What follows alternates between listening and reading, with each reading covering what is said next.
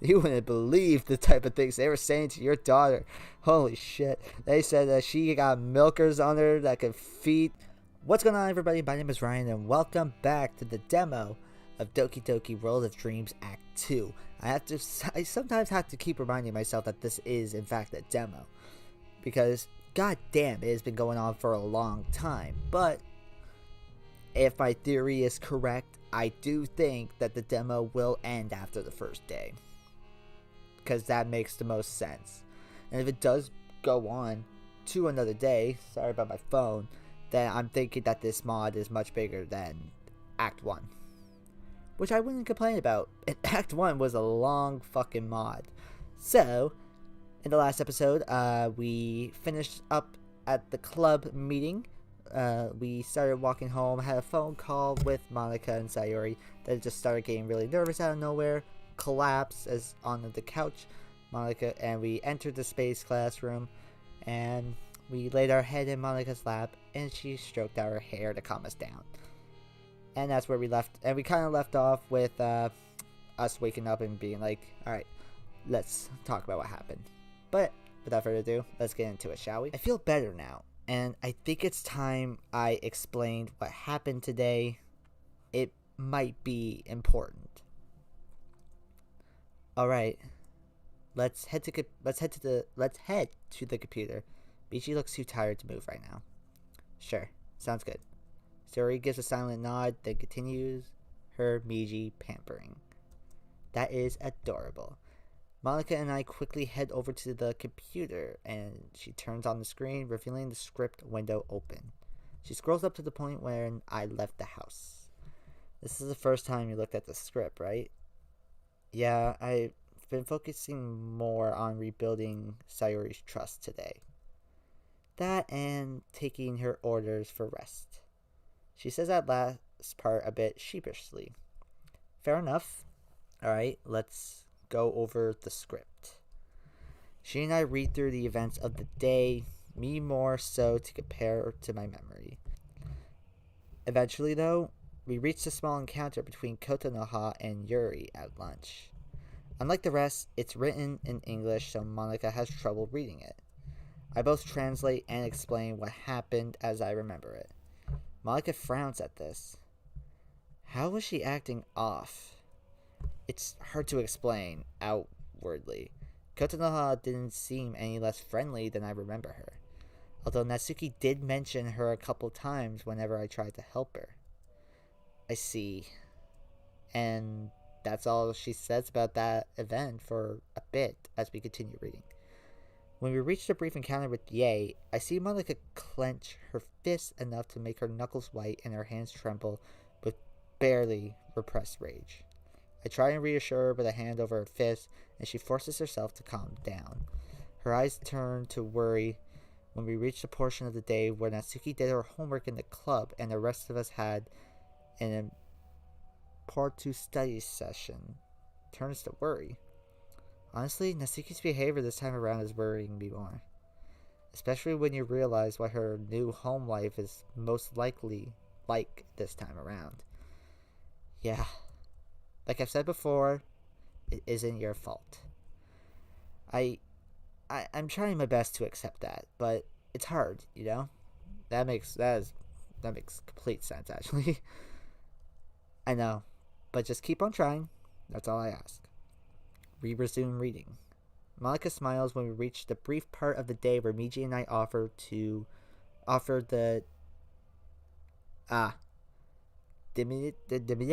teen a lower locker. That was so sweet of you two. It was actually Miji's idea, believe it or not. My point still stands. Although she kind of reacted how I imagined. Except for the remark about you guys wanting something from her. That part has me worried a hell of a lot.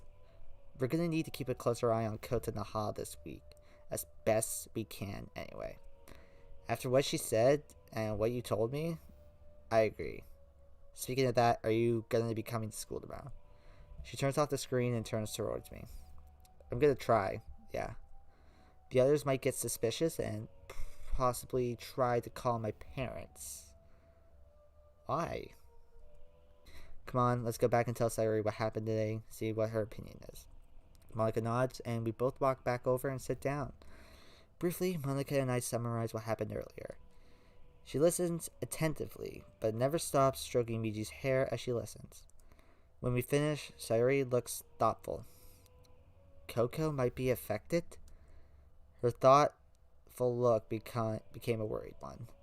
It's just a hypothesis. For all we know, it could be nothing. If Natsuki's saying something about it, then it's definitely not nothing. You have a point. We'll all have to keep an eye on her. Us three at school, and you from here, Sayuri. Sayuri nods with determination. Anyway, that's all I have to report from today. Sayuri, if you want to look over the script later, feel free. I probably will. Oh, hi, Miji. Just then, Miji stirs and opens his eyes. Fucking Bigsby. Opens his eyes.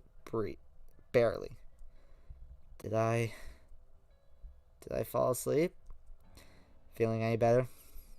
Miji sits up and stretches. Less tired, yes, but for some odd reason, I feel like I need a walk. Sayuri smiles and stands up. Then you should go for one. Miji looks hesitantly over to me. I shrug. Couldn't hurt, really. You too, Monica. Me? But what about you? I'm not a child, you know. She pouts at us in that cute, adorable fashion. I can handle myself for a while. Take as long as you need. Miji, Monica, and I exchange glances. Miji is the first to act. Fine, if that's what my girlfriend is ordering me to do, what choice do I have? You make it sound so mean. Monica, Miji, and I burst out laughing. Miji then walks over and hugs her. You've gotta learn to figure out when I'm just teasing you, you know. Huh. Despite her face, she still hugs him back. I could use a walk too, even if it's raining. Something to clear my head sounds amazing, not gonna lie. Ryan? I shrug. I was never the going for walks type back home. But if these two want one, it wouldn't kill me to take a walk, I guess. So, sure, let's go. The four of us head for the open door. Miji and I take...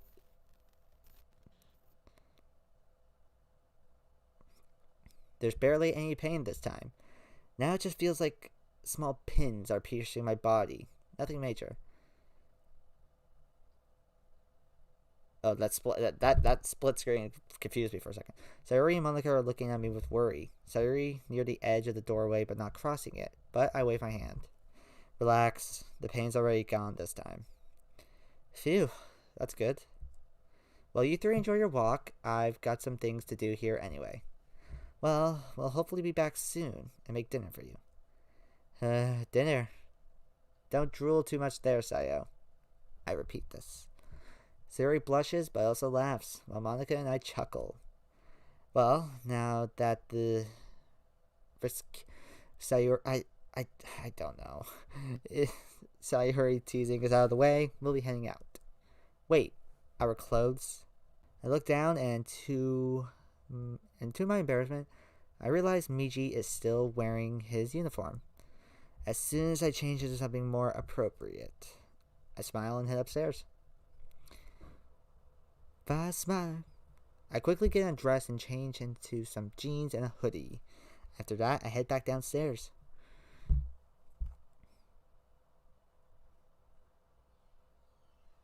Monica is waiting for me at the door with an umbrella in her hand, some boots on her feet. I put on some shoes and then stand. We're off, Sayuri. Have a good time. Monica and I walk through the door.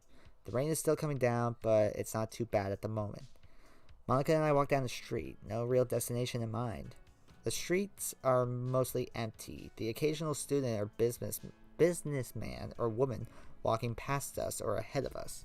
Monica keeps close to me, even Miji is silent as we walk. I listen to the raindrops on the ground and our umbrellas, and let my mind get lost in their rhythmic drumming. We continue walking down the streets in silence. To my surprise, I'm the one who breaks the silence.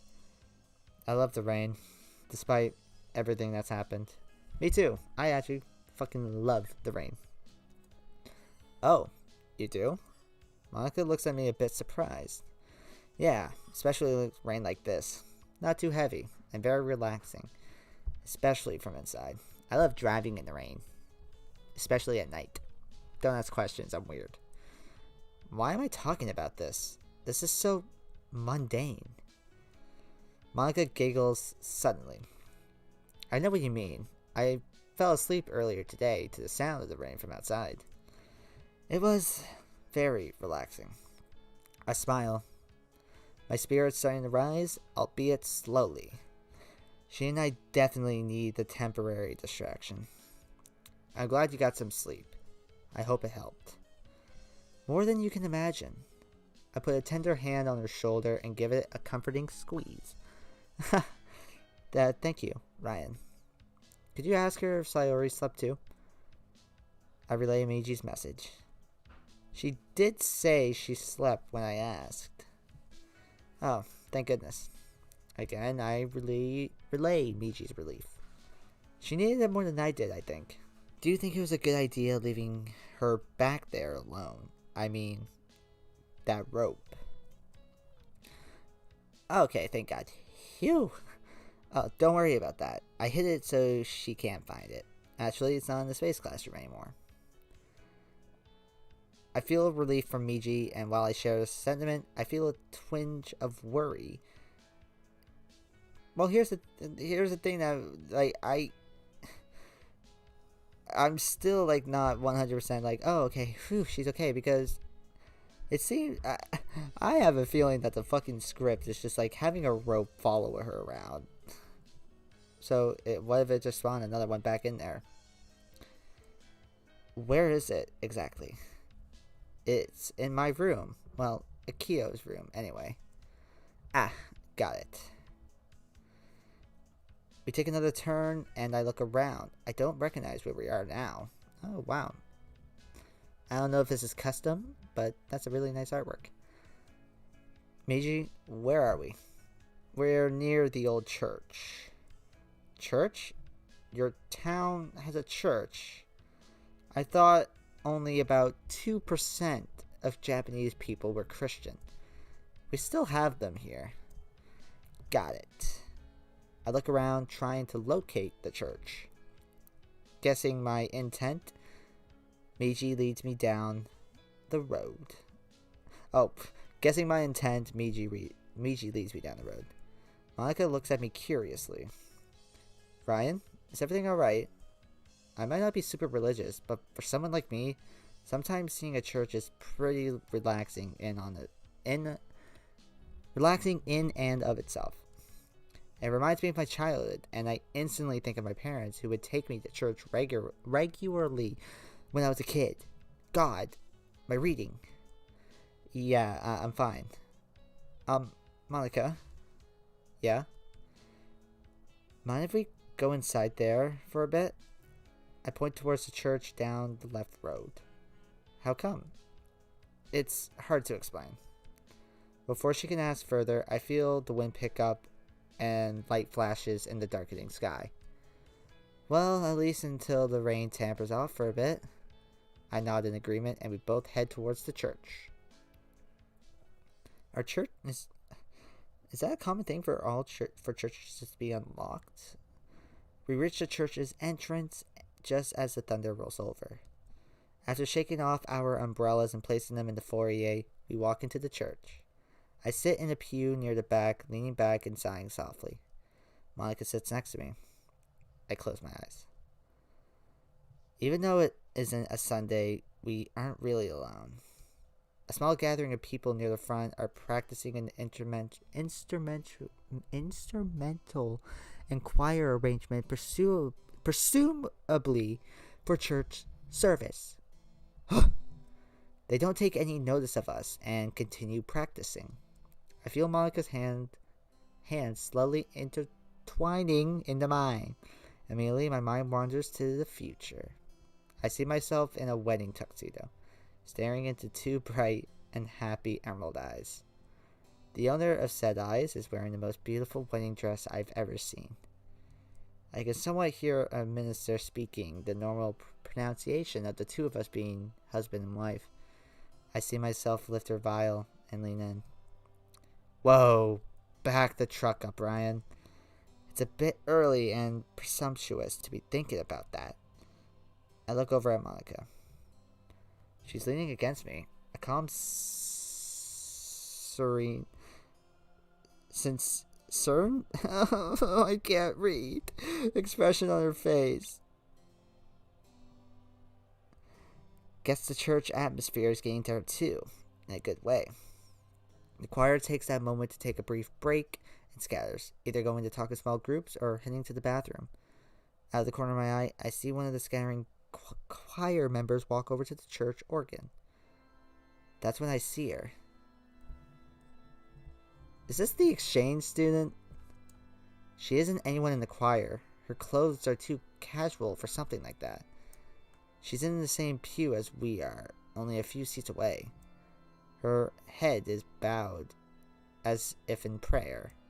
Not wanting to wake Monica, I turn away, but keep a sideways eye on her. For some reason, she looks familiar. I haven't seen her before, of course, but for some reason, she reminds me of someone. It kind of looked like Yuri. That's kind of what my first thoughts were. Monica stirs just then and looks up at me. Ryan? She whispers to me. Seems like even in DDLC, the effects of being in a church are pretty universal. Didn't mean to startle you. Even I'm not immune. You tensed up. I did? I turn back to the woman a few meters away. Monica looks past me to the woman. Who's that? Do you know her? No, but she reminds me of someone I know. Oh, is he gonna say his mom? From your old life? No, that's the weird thing. I turn away, concentrating. Why does she look so oddly familiar? Monica looks at the woman curiously for a few moments before turning away. We both sit there in silence for a while. Suddenly, I'm startled by the sound of a coughing fit. Turning quickly towards the source, I seize the woman. I quickly reach into my pockets and retrieve a handkerchief. Standing, I hurry on over. Monica close behind me. Here you are, ma'am. She takes the offered handkerchief and covers her mouth immediately. I look back to Monica, who's looking at the woman with concern. Looking around, I see a water dispenser nearby with some plastic cups near the end of the back pew. Monica moves before I can, vaulting quietly over the pews, filling 2 cups with water. She then brings them both back. Here, this should help, ma'am. The woman gratefully takes both cups and downs the first, then sips at the other as her coughing fit slows down. She's reminding me, she looks just like Yuri for some reason. But there's no way it's a relative of Yuri's. She smiles and hands me the handkerchief back. That's covered in germs. Thank you, you two. The assistance is much appreciated. While she continues sipping, I look at the handkerchief. Uh-oh. To my shock, there's blood on it. Monica looks back at me with trepidation. What? Morby, what are these words? I hurriedly put the piece of cloth away. The woman finishes the second cup and Monica quickly stands to grab some more. Feeling any better? Much. You have my gratitude once more. Glad to be of help. She smiles at me. May I ask what brings you to this humble parish? I don't believe I've ever seen you or your friend here before. Mostly protection from the storm outside. My friend and I wanted to take a walk to clear our heads. Guess that wasn't a good idea, eh? I smile sheepishly. Yeah. Well, I'm sorry, but the A just... God damn it. Reminds me of Canada. I smile sheepishly. Monica then returns, managing to carry 4 cups. She hands two to the strange woman, then hands one to me before sitting back down with her own cup. Ah, yes. The weather has been rather detrimental for head-clearing walks, which is a shame. I enjoy coming here to meditate, especially when my tutoring sessions are over. In an unusual way, it reminds me of the times my little brother and I would go to the cinema when we were younger. Her smile looks so familiar. Where have I seen it before? Are you a part of the choir? The woman chuckles and shakes her head. Oh, nothing like that. I merely come here because the church itself is a comfort to me, even if I am unsure of what I believe anymore. I nod in understanding.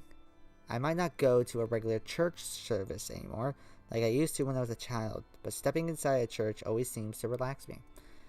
I also needed to get out of my house while my daughter is at school.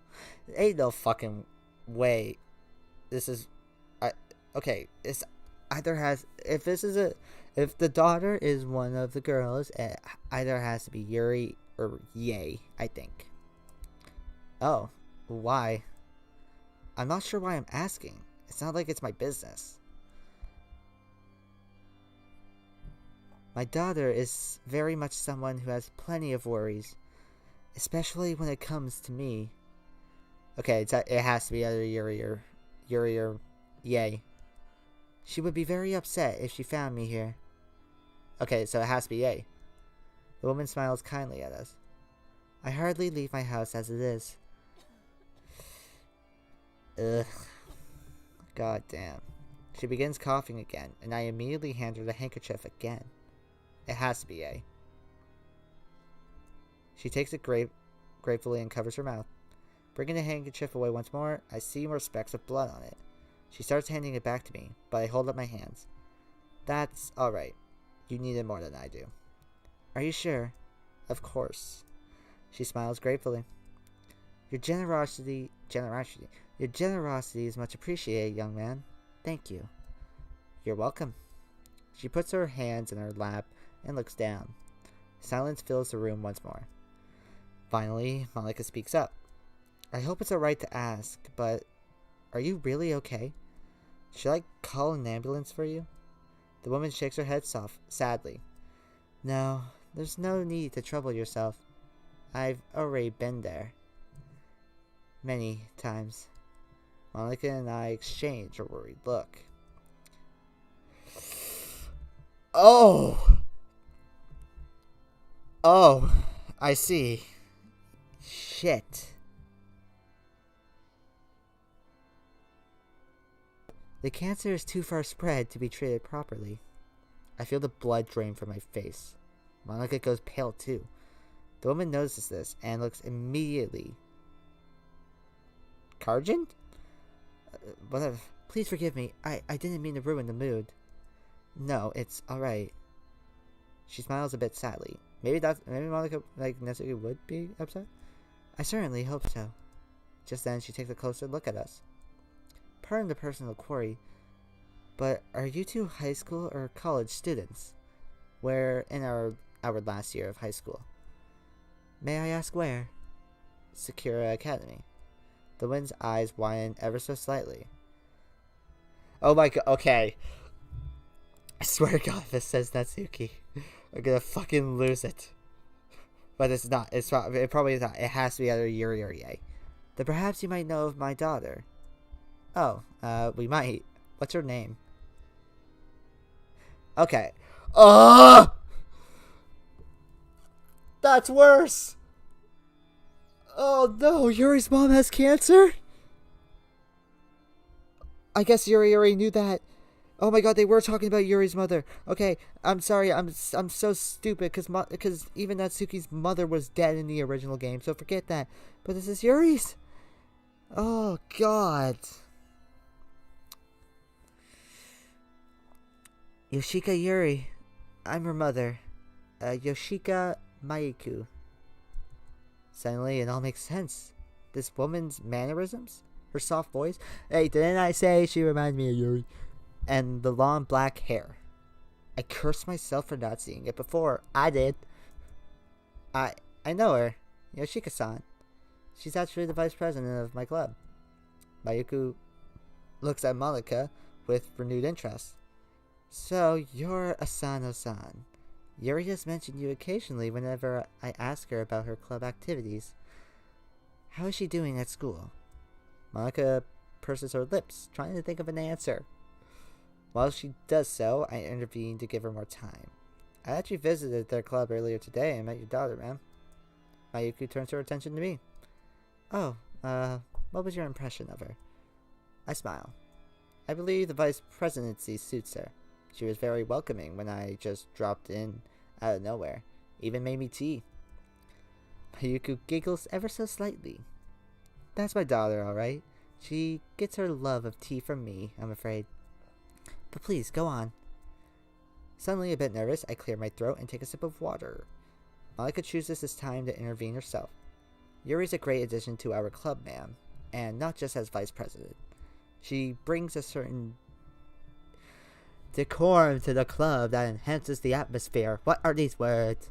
She is a bit quiet and introverted, but passionate about what she loves. Mayuko smiles once more. I'm glad to hear she's doing alright. As a mother, I do worry about her often. Would it be too much to ask that you look after her? Especially if she's being picked on or bullied. She's very easily stressed, and I want her last year in school to be as full on of fun and fulfillment as is possible. You have my word, Yoshika-san. If only you knew what happened last week. You wouldn't believe the type of things they were saying to your daughter. Holy shit. They said that she got milkers on her that could feed. Thank you very much. She turns to me. I can't ask the same of you, since you've only just met my daughter, but if only you knew. Like, literally, like, they were calling her so many awesome names, like Slut. I'll keep an eye on her, at least. She and I did speak a bit during lunch today by sheer coincidence. Mayuko looks startled by this, but just nods. I am grateful. Suddenly, I remember the brief conversation I heard between Kotonoha and Yuri.